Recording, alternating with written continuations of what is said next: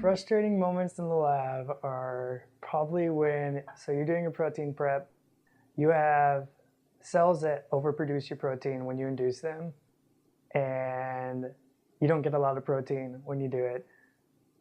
So some people in the lab, they get like tons of protein that lasts for like months and months. And when I do preps, my cells don't produce a lot of protein. So I have to be constantly doing preps as I'm using the protein. It's like one of the graduate students does one prep and he has enough protein to last for like 3 months. And I do a prep and I have enough protein to last for like maybe a week or two. And then the other part is when you're purifying it, some of the purification methods are simpler for other proteins, and both the proteins I work on are very finicky. They do not like to purify at all, and they do not like to be separated from the other proteins. So when you try and purify them, it's almost impossible to get them completely pure. But luckily, we found purification methods for them finally, where it gets them to the point where they need to be.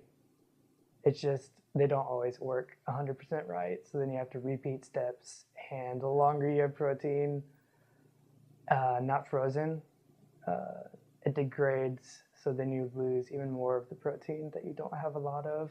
So different proteins are produced differently, and so the protein that I work on the most, DMTR, is it's kind of toxic. So if you produce too much of it, it'll kill all the cells, and then you won't be able to collect protein. But in order to make it so the cells are still able to produce your protein over a longer period of time, you have to slow down the rate that the protein is produced, which means you're not going to get a lot of it when you go to collect it. The main reason it's so frustrating is because you have to just be making it constantly instead of just making one big batch that'll last a couple of months. Our lab, we work a lot, but we also know how to have fun. So we joke around when we're starting to get frustrated or we get bored with stuff. And that helps to keep us on task. That way we don't lose our minds while we're working in the lab. Some of the greatest failures have resulted in some of the greatest studies because you learn a lot more from failure than you do success.